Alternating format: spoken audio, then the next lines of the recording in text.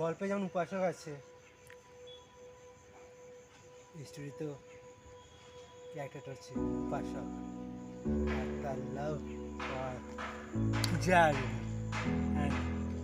and the writer.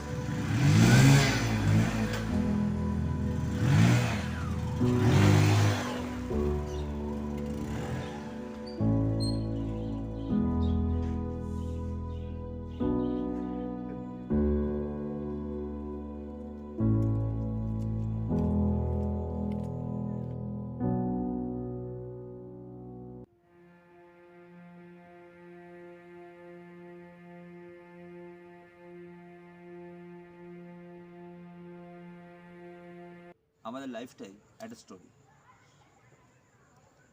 একটা story একটা জীবন হয়, আর একটা জীবন একটা মানুষকে তৈরি করে। ঠিক সেরকম তার মধ্যে থেকেই উঠে আসে একটা গল্প, যেটাকে আমরা বলি স্টোরি। স্টোরিটা যে কোনো বিষয় যে কোনো রকম হতে পারে, যে কোনো মোমেন্ট, যে কোনো ওয়েস, যে কোনো পার্ট। আমার ক্ষেত্রে স্টোরিটা একটু আলাদা।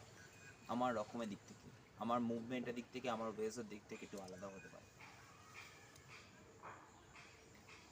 I can say that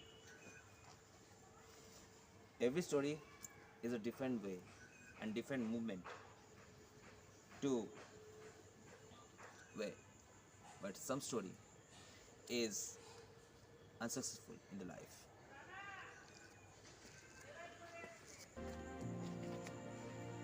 আমার জীবনের একটা স্টোরি, একটাই লাইফ জানি।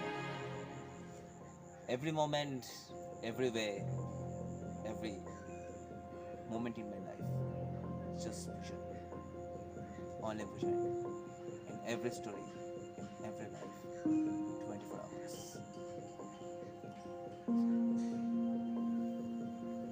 স্টোরি না থাকলে না একটা জীবন আসে না, আর একটা জীবন না আসলে সেটা বোঝায় না সেটা কীরকম। আমি সেটাই মনে করি। ফলে একটা স্টোরি যেরকম দরকার, ঠিক লাইফে একটা ভালো পার্টনার দরকার। একটা পার্টনার একটা ভালো স্টোরি হতে পারে। একটা রাইটারের ক্ষেত্রে ঠিক সেটাই, a story, story of me, a story of everyone in the life.